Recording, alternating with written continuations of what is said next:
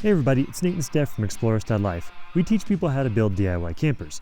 Welcome to episode 3 of our Crosstrek camper build.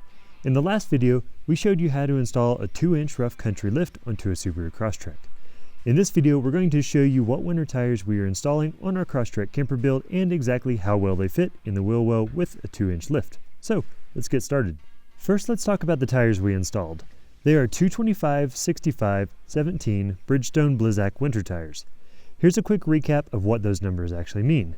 The first number, 225, is simply the width of the tire in millimeters. The last number, 17, is the diameter of the rim in inches. The middle number is slightly more complicated. 65 is the height of the sidewall expressed as a percentage of the width of the tire, which means, for this tire, the sidewall is 65% of 225 millimeters, which is 146 millimeters or 5.75 inches. So to find the overall height of this tire, you need to add 2 times the height of the sidewall, which is 65% of 225 millimeters, plus the diameter of the rim.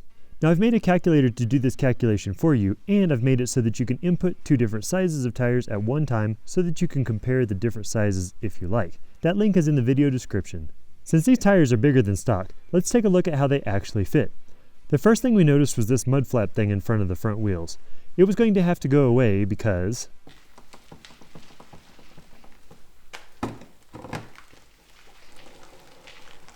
now removing this mud flap is super simple, as there's just 4 trim clips to remove and it pops right off. Unfortunately, my camera battery died during this part, so you don't get the full effect, but the trim clips are here, here, here, and here. They simply pry off and the mud flap simply falls away, and I replaced the trim clips sans mud flap. Now the car wasn't making noise when we turned, so it was time to check everything out. I thought the best way was going to be to simply turn the steering wheel back and forth and grab videos from as many different angles as I possibly could to tell if it was rubbing or not.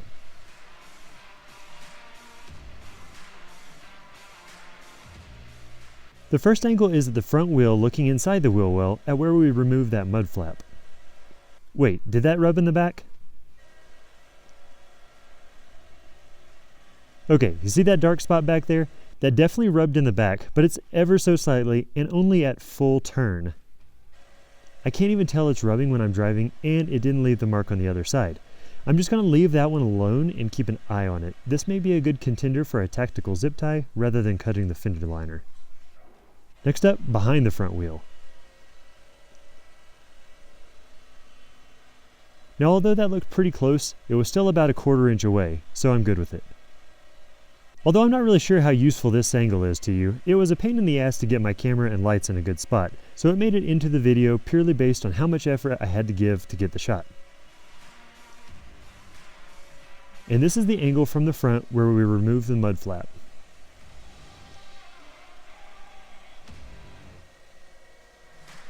Checking clearance in the back is a little easier, as the back tire doesn't move around as much. There's about a 1/2 inch of clearance in the front,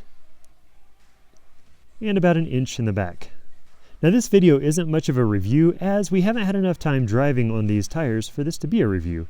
The goal of this video was simply to show you what winter tires we were installing on our Crosstrek camper build, and exactly how well they fit in the wheel well with a 2-inch lift. Next week we'll be installing a roof rack onto our Crosstrek camper, and we are really excited about the functionality of this one. So if you want to stay up to date with this build, consider subscribing. If this video helped you out, give it a thumbs up, share it with somebody who could use it, leave any questions you've got in the comments below, and we will see you in the next video.